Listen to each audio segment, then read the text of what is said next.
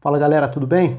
3-0 para o Barcelona, vantagem enorme sobre o Liverpool pensando na volta da semifinal e poderia ter sido até mais, né? Porque o Dembélé ainda teve aquela chance incrível no finalzinho. E é bem maluco olhar para o jogo, terminar o jogo achando que poderia ter sido mais a favor do Barcelona se a gente olhar para o que foi a partida nos 90 minutos.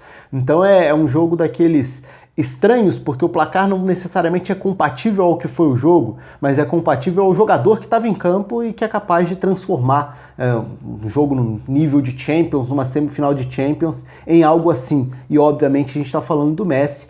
É uma temporada em que esse roteiro se repete muitas vezes, no Campeonato Espanhol especialmente. Quantas e quantas vezes o Barcelona não teve jogos muito mais complicados do que o placar final poderia sugerir. Então, vendo os jogos, fazendo as análises dos detalhes de como é o funcionamento do time, das dificuldades que enfrenta, a história muitas vezes é diferente de você olhar para a classificação ou de você olhar para o resumo apenas no placar. E foi o caso, né? Porque tem tanta coisa possível de se extrair a favor do Liverpool na partida, só que obviamente o resultado não é uma delas. 3-0, fora de casa, não fazer um gol fora, transforma a situação do Liverpool em muito difícil, muito complicado. Seria uma grande surpresa, ou será uma grande surpresa, se o Liverpool conseguir reverter esse cenário, porque de fato o Barcelona se aproximou muito da vaga na final. E mais uma vez deixando claro que é um time que pode não ser o mais convincente o tempo inteiro, tá longe de ser o Barça mais encantador, mas é um Barça que tem um Messi num nível extraordinário até para os próprios padrões. Eu falei algumas vezes aqui já pelo Campeonato Espanhol até que estava muito evidente que essa temporada era a temporada do Messi como destaque, como o melhor do mundo, se a gente quisesse excluir até os títulos coletivos para fazer a avaliação individual para as premiações individuais, mas agora também começa a se aproximar disso, né? Porque título espanhol confirmado, tem final da Copa do Rei e está próximo de uma final de Champions também. Então até mesmo os resultados começam a valorizar ainda mais o que já era gigante, no caso o nível individual do Messi. Mas olhando especificamente para o jogo, né? É um jogo sem o Firmino, já trazia um desafio para o Klopp. Como tentar reorganizar. Eu imaginava até um Liverpool com uma segunda linha com 4, até porque foi um desenho que ele chegou a usar em alguns momentos, principalmente na primeira metade da temporada, só que sem o Firmino a opção foi por Naby Keita e Milner. Até aí eu até imaginava que isso fosse acontecer, mas esperava que Mané e Salah fossem jogar como os dois atacantes desse 4-4-2 em linha. Não foi o caso, foi muito mais um losango ou até mesmo um 4-3-3, se a gente entendeu o Wijnaldum como um falso 9, ou como esse jogador que fazia o papel do 10 atrás de dois atacantes abertos, sem exatamente a figura de um 9. Então o meio-campista holandês foi adiantado e o meio-campo começou com o Fabinho centralizado, com o Milner como meio-campista pela direita, com o Naby Keita como meio-campista pela esquerda.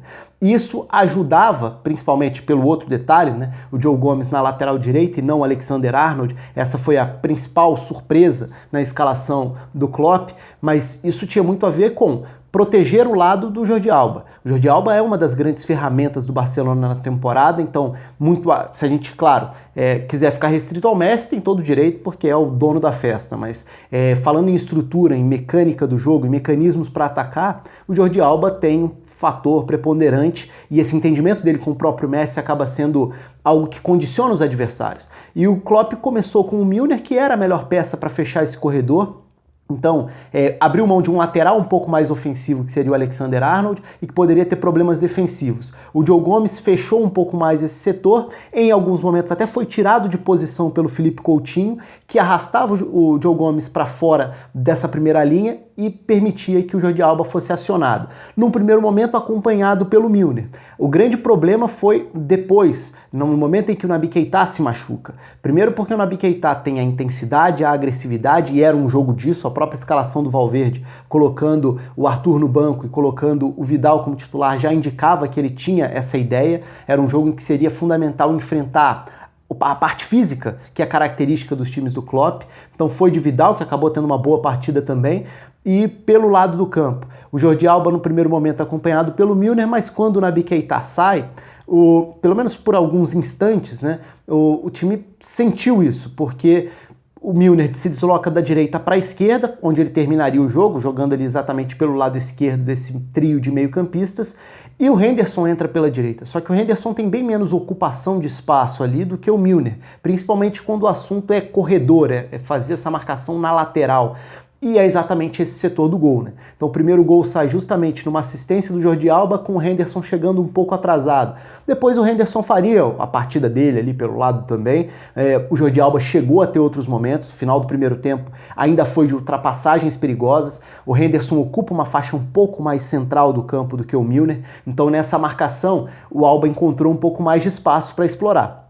Então, no primeiro tempo, embora o Liverpool tenha feito uma boa partida, né? Acho que num todo a partida do Liverpool foi boa, o resultado é que foi péssimo, mas pelo lado do campo o Jordi Alba era a principal válvula de escape, mas não era o único lateral que se destacava, porque o Robertson também era a válvula de escape do Liverpool. Se o Vidal era esse meio campista pela direita e alguns encaixes do meio estavam muito bem definidos, né? O Wijnaldum ora marcava o Busquets, ora marcava um dos zagueiros.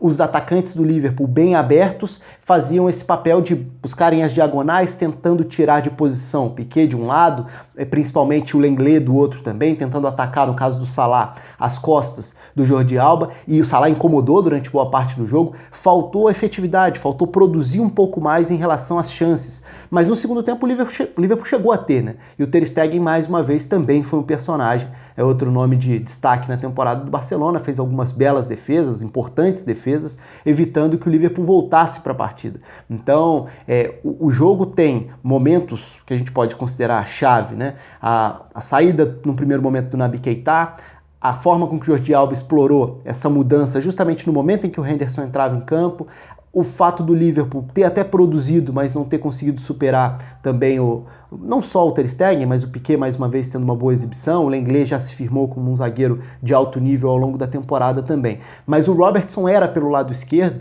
quem oferecia saída ao Liverpool. Primeiro nessa dobradinha com o Naby Keita, depois também como um desafogo por ali, já que no meio de campo a gente tinha alguns duelos interessantes, o Fabinho em vários momentos batendo de frente, de uma forma muito direta com o Rakitic, sendo ou para subir e pressionar, ou com o Rakitic jogando mais avançado e pressionando também a saída de bola do Fabinho nesse sentido, e o Vidal depois inverteria o lado com a substituição da saída do Coutinho, aí já de uma forma um pouco mais cautelosa, para ter, isso já entrando na reta final do jogo, né, no segundo tempo, para ter essa proteção do lado direito, que era justamente o lado do Robertson. Então passava a ter o Semedo e à frente do Semedo o Sérgio Roberto.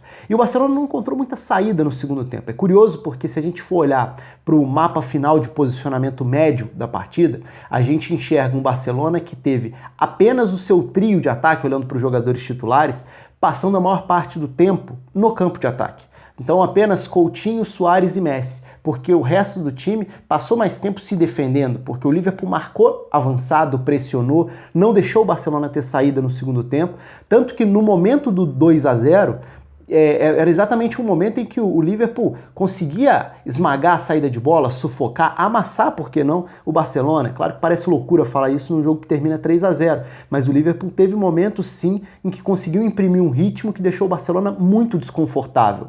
E o Barcelona sentiu falta também de um desafogo mais veloz, porque talvez o Dembélé pudesse ter entrado antes para tentar ser esse cara lançado em profundidade. O Liverpool cada vez conseguia marcar mais avançado, impedir que o Barcelona avançasse, saísse, superasse essa marcação, e o Barça também não teve uma resposta de algum velocista. O Coutinho não era exatamente esse jogador, o Messi também não e nem o Suárez. Então o Dembélé talvez fosse o jogador que pudesse oferecer isso. No final das contas, acabou nem fazendo tanta diferença porque o Messi brilhou. Num golaço extraordinário de falta, também na origem, num gol que, claro, tem a sorte também da bola sobrar, né? Foram 2 desarmes em que a bola ficou viva e ainda a bola bater no travessão e voltar no Messi. Então, assim, é um conjunto de coisas que sai completamente do que é possível controlar dentro de uma partida. Tem muito do aleatório também, nesse caso a bola sobrou para o Messi, ele completou, e a partir do 2-0 aí já foi um Liverpool muito mais afobado, sem confiança, abalado no primeiro momento. É verdade que chegou a ter ainda a chance com o Salah acertando a trave,